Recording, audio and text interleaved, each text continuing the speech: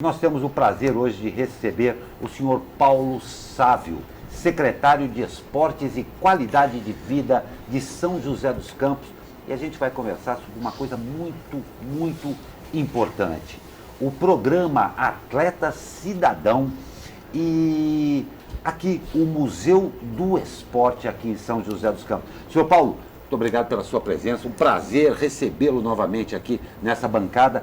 E eu falei, uma data absolutamente significativa para um programa de alto significado para toda a população, não é?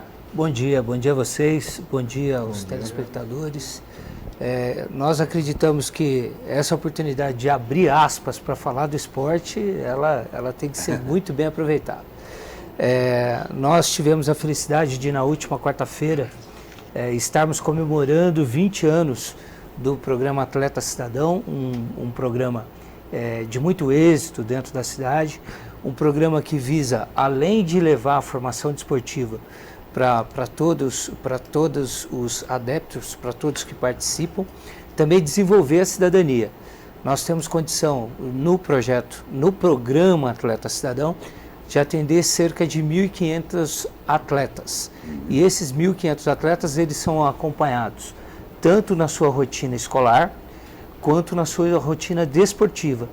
Além de levarmos para as famílias esses conteúdos que a gente desenvolve no desenrolar do ano, né? Um outro programa que nós tivemos a felicidade de, este ano, completar 20 anos é o Museu dos Esportes, que é a própria história do esporte joseense, né? O São José tem vários atletas que foram criados aqui na cidade e depois foram reconhecidos nacionalmente e internacionalmente.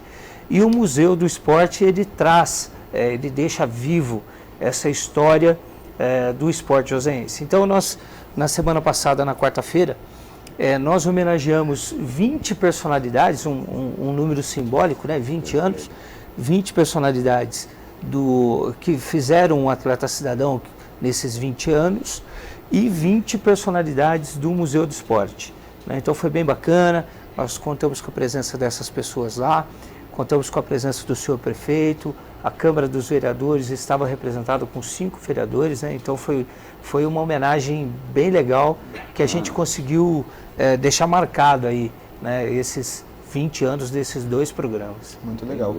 E 20 anos é um número bem significativo, né? Eu já fiz parte do Atleta Cidadão, Olha, que beleza. Joguei futsal lá. E qual é o futuro do projeto? O projeto tem a intenção aí de se manter por muito tempo. E como é que faz, quantas categorias tem? Como é que faz para entrar no Atleta Cidadão? Tem aí uma faixa etária? Então, essa é uma pergunta muito boa. O futuro do Atleta Cidadão, a gente, lógico, a gente quer que seja muito bom. Nesta administração, nós conseguimos chegar às últimas categorias até os 20 anos, que foi uma coisa muito importante, porque chegando até os 20 anos, nós podemos representar São José nos Jogos Regionais e Jogos Abertos com os atletas do Atleta Cidadão e não precisamos contratar esses atletas de outro lugar para vir jogar para a gente, né? Então nós criamos aqui dentro da nossa cidade as pessoas que vão nos representar. Isso também facilita para que esse jovem ele continue em São José, que ele comece a universidade aqui, que ele siga a sua vida sem precisar deixar a família, como acontecia aos 17 anos, né? E também perguntando, também pode promover essa mudança da categoria de base para o profissional, às vezes, se ele quiser, né? Justamente. Então, eu não gosto de usar essa palavra profissional, porque nós temos equipes adultas, né, na cidade, e quem fomenta o desporto na cidade é o FADEMP, que é o Fundo de Apoio ao Desporto Não Profissional. Então, no nosso país... Equipe adulta. Adulta, isso. Você me ajuda, Douglas. Todas as equipes adultas. Porque o que acontece? No nosso país, somente o futebol é considerado um esporte profissional. Os demais são esportes amadores em que nós podemos ter atletas com a conotação profissional, desde que ele tenha um contrato profissional entre as partes, entre o clube e ele. No caso de São José, nós não temos um contrato profissional com esses atletas adultos. No caso de São José dos Campos especificamente, eles têm um contrato civil autônomo que ele sabe que ele está recebendo uma bolsa auxílio para fazer aquele esporte. E é muito importante para nós esse esporte das equipes adultas, porque isso faz o celeiro, ele faz o exemplo para as crianças. Então, quando nós queremos ter uma política pública de esporte dentro de um município, nós temos que ter as crianças fazendo a iniciação esportiva nos seus vários níveis. Depois disso, nós precisamos ter o atleta cidadão, que é um treino mais estruturado para que ele chegue a um suposto alto rendimento. Não é alto rendimento financeiro, é alto rendimento desportivo. Certo. Às vezes nós temos alguns iluminados aí na cidade que acham que alto rendimento é porque o cara está ganhando muito. Ele está com um rendimento financeiro muito aquém de uma média de um esportista amador. Isso não acontece em São José dos Campos. Em São José dos Campos, a intenção é que a gente tenha esses atletas, geralmente são atletas jovens, né? Então, exceto algumas modalidades que investem em atletas mais tarimbados, para não falar veteranos, né? Porque às vezes o atleta fica chateado da gente ou chamar de veteranos, né? Então, esses atletas mais tarimbados, eles já estão muitas vezes no final de carreira, mas as outras modalidades não. Investem em atletas jovens que ainda não ascenderam o mercado em que eles vão ganhar mais para fazer o que eles fazem.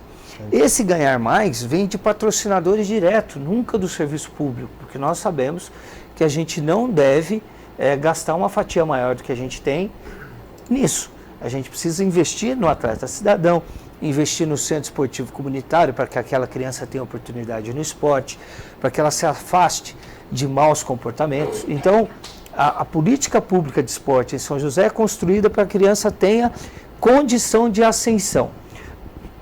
Se ela quiser estar no centro esportivo somente fazendo a sua recreação, tendo o seu esporte predileto, sem competir, ela pode. Se ela está lá e tem condições de vir a competir, representar a cidade, ela vai ser pensada para o atleta cidadão. Ao final, nos 20 anos, sub-20, ela tem condição de ir para a equipe adulta, ela vai para a equipe adulta. Ou ela vai até para outra cidade, às vezes aqui não é aproveitado, termina o tempo dela no atleta cidadão e ela vai ser recrutada por uma outra equipe e vai seguir a sua vida desportiva. Isso não significa que ela é considerada um atleta profissional. No nosso país, o dia que os outros esportes forem profissionais, aí nós vamos falar, equipe profissional. Então, no momento, as leis que nos regem deixam claro que o atleta adulto ele é um atleta amador, com um contrato civil autônomo, que faz esse espelho, que faz essa pedagogia do exemplo para as crianças. Perfeito. Tá? Foi ótima a sua pergunta, eu estava precisando falar disso. E a gente, já antes da gente entrar na LIF, da gente voltar a falar do esporte adulto, o atleta cidadão, essas categorias, tem trazido resultado para a cidade, né? A gente vê que São José dos Campos há anos conquista aí ótimos resultados nos jogos regionais. É por aí mesmo? É por aí mesmo. Percebam, num programa de formação desportiva, nós não podemos queimar etapas. Queimar etapas significa, antes do tempo de maturação desse atleta, cobrar dele resultado. Então, como nós chegamos aos 20 anos, esse atleta jovem, né, ele acabou de sair da sua adolescência e ele é um jovem adulto, vamos dizer assim, aos 17, 18, 19, 20 anos. Ele já tem condições maturacionais para receber uma carga de treinamento, uma carga de pressão psicológica, porque competir é uma pressão psicológica. Então, nessas categorias que findam o programa, a partir do sub-17, 18, sub-20, existe uma, abre aspas, né? Aspas, uma cobrança para que ele desabroche, para que ele dê o seu melhor, que ele solte o seu potencial desportivo. Esse soltar o potencial desportivo pode soar como uma cobrança. É onde nós vamos fazer a seleção natural. Aquele que vai ser um desportista, que tem vocação para o sucesso, que vai ter o prazer de competir, de ser levado à prova e que vai continuar a carreira desportiva dele. E os outros, assim como esse que vos fala, vai estudar, né? Vai fazer educação física, vai ser um gerente do esporte, vai estar numa condição de ajudar essas outras pessoas, né? Então, é bem importante a gente ter isso bem claro. Perfeito, e a gente tem alguns números aqui. Estima-se que nesses 20 anos passaram pelo programa cerca de 16 mil atletas nas categorias menores e de base. Atualmente conta com cerca de 1.400 atletas, distribuído em 25 modalidades. 25 modalidades a gente fala quase de tudo, né? O que tem de modalidade na Atleta Cidadão? Então, não necessariamente, porque nos Jogos Abertos e Regionais, o programa ele conta com 36 modalidades. Então, nós, nos Jogos Abertos e Regionais, no caso, nos Jogos Regionais, né, porque se não fizer uma boa campanha nos Jogos Regionais, você não classifica para os Jogos Abertos. Certo. Então, a nossa ideia é levar o máximo possível de jovens do Atleta Cidadão, completar com algumas equipes pontuais que a gente não tem no Atleta Cidadão, mas mesmo assim a gente completa com equipes da cidade, não de fora, e jovens, para competir no livre, com o Sub-23, nada de levar veterano, final de carreira, nada contra os veteranos, né? Vou deixar claro isso, mas levar esses jovens, porque você estará contribuindo para que eles continuem trabalhando na política pública de esporte, né? Que é o exemplo para quem está lá assistindo, é o exemplo para quem é jovem querer estar lá competindo, né? Então essa política pública de esportes ela é pautada nisso, dá uma amplitude para que a pessoa vá, faça a competição e consiga jogar. Dessas 25 modalidades nós temos, eu acho que, eu vou puxar pela cabeça, eu acho que 18 estão classificadas para os Jogos Abertos, né? Nos Jogos Abertos classificam-se o primeiro e o segundo colocado, né? E como a gente, felizmente, conseguiu estar campeão dos Jogos Regionais, né? Então a gente leva uma grande delegação. São mais de 600 pessoas que estarão a partir do dia 4 de novembro. Dia 4 de novembro começa a montagem dos alojamentos, a partir do dia 9 com atleta, né? Então de 11 a 23 de novembro, os Jogos Abertos lá em Marília. Se aqui está calor, imagina lá. Mãe do céu. E falando ainda de calor, tem outras projetos aí muito legais para esse verão que está chegando aí de adiantado, como o Projeto Verão, que é o projeto das piscinas públicas. Como é que funciona isso aqui em São José dos Campos? O Projeto Verão é muito engraçado, né? Porque em outros veículos de comunicação que nós tivemos, as pessoas perguntam, mas já está calor, por que não começa? Eu falei, não, mas a gente ainda não está no verão. Aí você brinca. Não, mas nós temos essa consciência que principalmente aqui no Vale do Paraíba, né, em São José dos Campos, o clima que nós temos, a piscina precisa ficar aberta para o público, para a recreação, 6 meses. Né? Então, de outubro a março, essa piscina fica aberta. Por exemplo, na última segunda-feira foi o dia do servidor público. Certo. Então, nós não teríamos aulas regulares nos centros esportivos e nós fizemos questão de abrir para o Projeto Verão. O que acontece? É até chato a gente falar isso no nosso país em 2019. Se a gente não abre a piscina, tem alguns iluminados que vão lá depredar. Entram lá para quebrar, entram para fazer arruaça. Então, fica mais barato nós termos monitores, ter um projeto em que as pessoas entrem, se divirtam, do que ter que trocar aquela água na segunda-feira. Que triste. Né? Então, quando nós falamos de educação no nosso país, a gente tem que ver numa amplitude, né?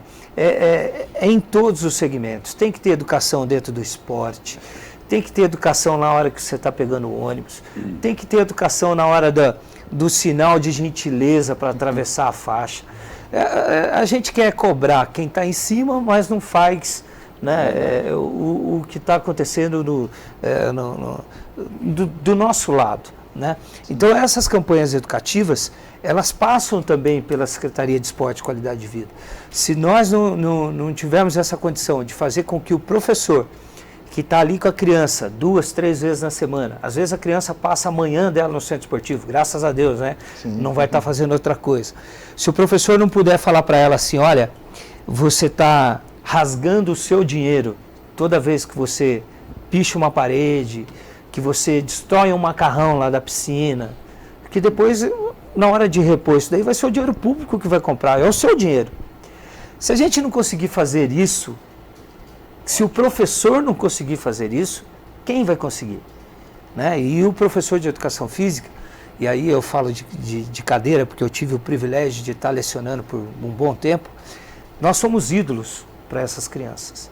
Né? E os ídolos, eles precisam fazer... uma imensa responsabilidade. Essa responsabilidade, esse espelho, né, Glauco? De chegar e falar assim, olha, não faz isso, vem para esse lado, né? Vem para o lado do bem, porque daí sim nós vamos conseguir ser chamados de país, de nação. Não nação do futebol, isso é balela. Né? Faz muito tempo que a gente não ganha uma Copa do Mundo. Né? Faz muito tempo. Nesse futebol retrancado que a gente está vendo aí, né? Não é a nação do futebol mais não é. Mas é uma nação que as pessoas se orgulham, né? E depende de todo mundo, né? Depende do professor de educação física, depende do radialista, depende dos críticos, né? Depende dos cientistas. Agora há pouco estava te ouvindo falar das pessoas que têm a Bolsa CAPES. Esses caras são as cabeças pensantes, é aquele que vai entregar um paper, né? Já prontinho para o professor de educação física ler e aplicar. Sim, e tanta legal. Pesquisa que ele deixou ali, tanto suor, né? Tanta horas de estudo que ele deixou. Né? Com certeza, isso é bacana, e é isso que a gente tem que fazer, é isso que a gente preza. A gente sempre comenta aqui que às vezes, por exemplo, o futebol profissional aqui do São José não está muito bem, mas a gente tem o wrestling que está sendo com vários atletas, o rugby sempre bem representado. Antes da gente passar para um próximo assunto, tem uma pergunta aqui do Alex Marçal, que pergunta qual o motivo da retirada das academias ao ar livre da região sul. Ontem retiraram a academia do lado do mini shopping do Campo dos Alemães. Muito boa pergunta também. Ontem a gente já começou a responder sobre isso. O critério que nós usamos para a academia ao ar livre é o seguinte. Muitas vezes as pessoas ligam lá e falam assim, eu queria uma academia aqui na minha porta. Fisiologicamente falando, é importante que a pessoa faça uma caminhada, que faça um alongamento. Ali nós tínhamos uma academia com uma distância de 100 metros uma da outra. E essa que foi retirada, ela estava sendo vítima de vandalismo, ou seja, jogavam entulhos lá, não tinha ocupação da municipalidade, assim como essa outra que está a 100 metros de distância no outro quarteirão, ela tem ocupação e ela tem gente utilizando. Então uma estava subutilizada e local precisando de academia. A política pública que nós implantamos aqui em São José é a seguinte, nós não vamos colocar uma academia chocando na outra. A gente quer que tenha academia num raio de 1.500 metros longe uma da outra. Primeiro, para propiciar que essa pessoa que vai fazer a academia ao ar livre, ela consiga fazer a sua caminhada e, 1.500 metros são 12 minutos andando, a 100 passos por minuto. Ou seja, não mata ninguém. Se não tiver condição de fazer 12 minutos de caminhada e depois fazer o seu trabalho neuromuscular lá nessa academia, e depois voltar com 12 minutos, você já fez o que a Organização Mundial de Saúde prescreve, que é 30 minutos diários. Ok? Então nós estamos pensando numa política pública de massa para afastar as pessoas lá da fila da UBS. É muito caro depois você medicamentar. Remediar. É muito mais barato, né? Muito mais barato. Esse tipo de programa traz esse, né? A academia ao ar livre traz essa vantagem, ela desafoga, né, a questão da UBS. Desafoga não só em relação à fila, mas em relação financeira mesmo. A pessoa que tem uma pressão, que está controlando sua pressão, controlando o seu peso, né, precisa ir menos na UBS. Né? Justamente. E é onde nós, como política pública de massa, que política pública até de saúde, é fazer com que as pessoas tenham atividade física. Né? O nome do programa das academias, como é que é o nome do rapaz que perguntou mesmo? Deixa eu pegar aqui, Alex Marçal. Viu, Alex? O nome do programa é Cidade em Movimento, não cidade paradinha ali na frente de casa. Né? Então a ideia é, vamos até a academia, vamos fazer lá o trabalho neuromuscular nos aparelhos. Nós não temos professores em todas as academias, porque tem academia que estava ocioso, o professor lá estava fazendo personal, estava 1 para 1, né? Não é para isso, o professor é para atender o maior número de pessoas possíveis, então nós transformamos as academias, tem algumas que tem professor, outras não. Lá o professor está orientado a aplicar o alongamento e o trabalho de equilíbrio. O trabalho de equilíbrio, senhores, é muito importante, porque o idoso, ele perde massa muscular, ok? Então, a partir dos 60 anos, às vezes alguns até antes, né? Os que se exacerbam na bebida, no cigarro, né? Não dorme, eles perdem massa muscular antes dos que os outros, né? Então, os idosos precisam muito de treino de equilíbrio, que é para eles não caírem. Às vezes, lá no atestado de óbito, né, que não aconteça, aparece lá pneumonia. Mas a causa-morte foi uma queda. O cara caiu, ficou quebrado na cama, depois pegou uma pneumonia e no atestado de óbito estava pneumonia. O que aconteceu? Ele perdeu massa muscular, perdeu equilíbrio, perdeu destreza, perdeu a confiança e morreu de pneumonia.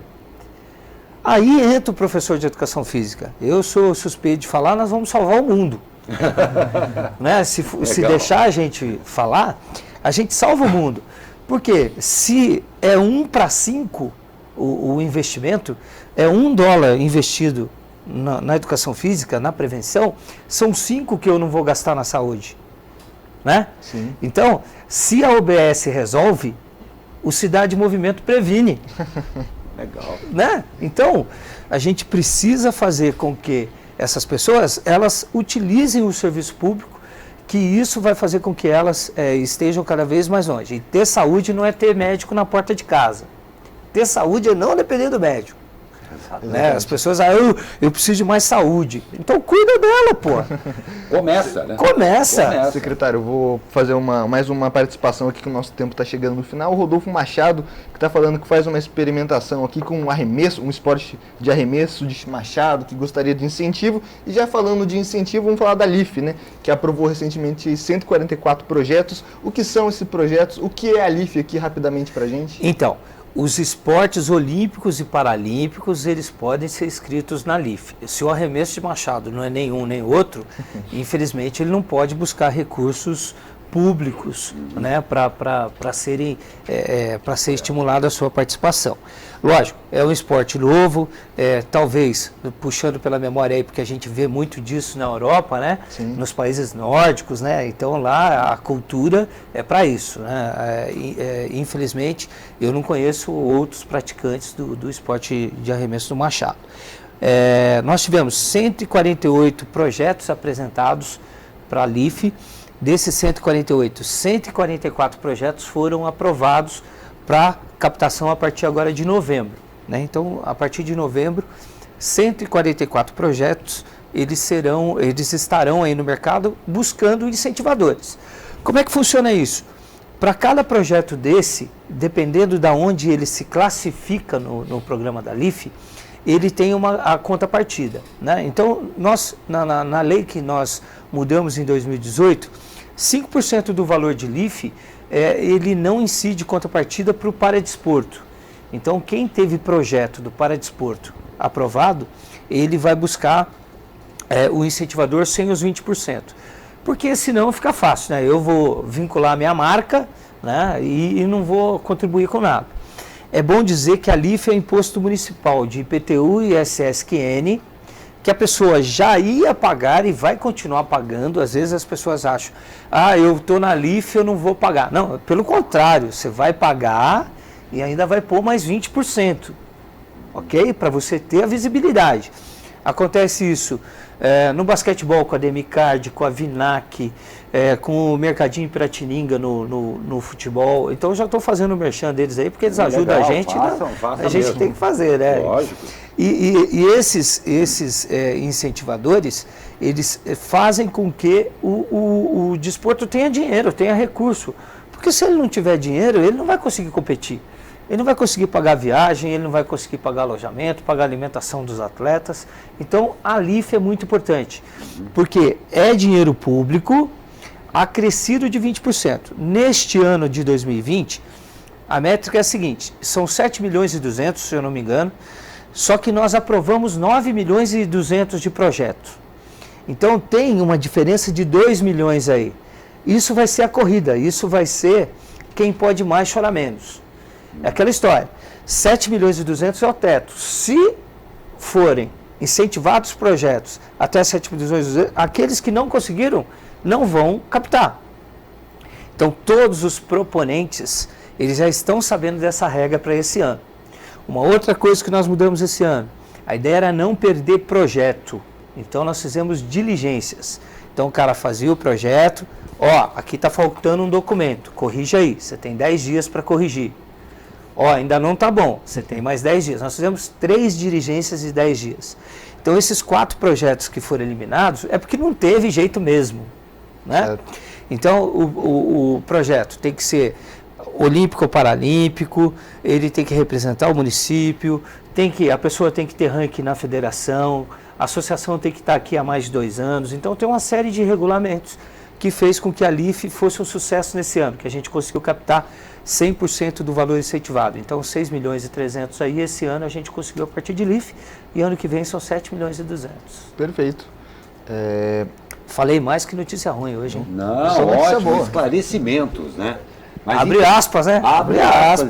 Isso é muito, muito legal, Paulo. É claro que a gente gostaria de ter muito mais tempo aqui para estar com você, mas você sabe também que o Abre Aspas está sempre de portas abertas aqui para a gente falar. E você até citou aqui na nossa conversa aqui, mais com o nosso amigo aqui, que até a gente deixou para ele, né, Leandro?